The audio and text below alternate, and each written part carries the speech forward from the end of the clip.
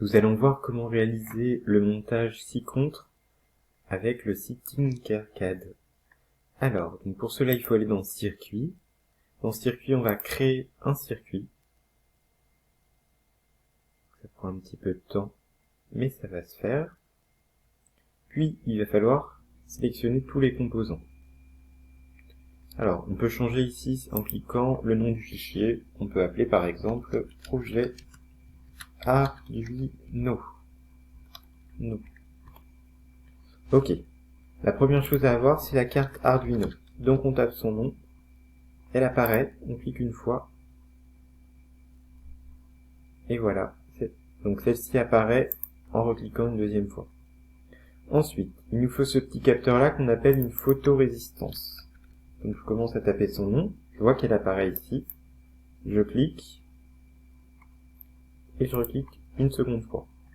Alors je précise qu'on peut faire tourner les objets en les sélectionnant et en cliquant plusieurs fois là-dessus, ce qui est assez pratique pour avoir la carte Arduino dans le même sens que présenté ici. La question peut se poser aussi sur la photodiode, que nous allons dès à présent tourner pour qu'elle soit aussi dans le même sens que c'est le cas sur le schéma.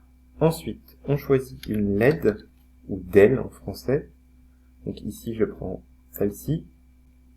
Alors, la petite patte qui est inclinée, c'est l'anode. C'est la patte qui est la plus longue lorsqu'on a une réelle LED devant soi. Et la patte la plus courte, c'est la cathode, c'est la borne négative. Ensuite, il nous faut deux résistances. Donc,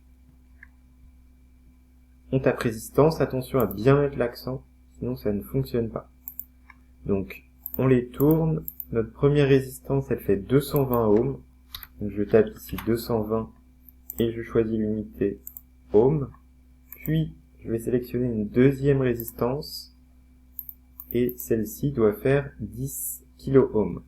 Donc, je clique sur la résistance et je choisis sa valeur. Il me faut aussi une plaque d'essai.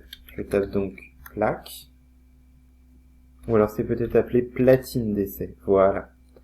Donc, je clique. Alors, on peut prendre ici une mini platine, mais on n'a pas les bornes sur le côté. Donc, il vaut mieux prendre une petite plaque d'essai qui permettra d'avoir un résultat assez similaire à ce que nous avons sur le schéma. Et on la positionne verticalement.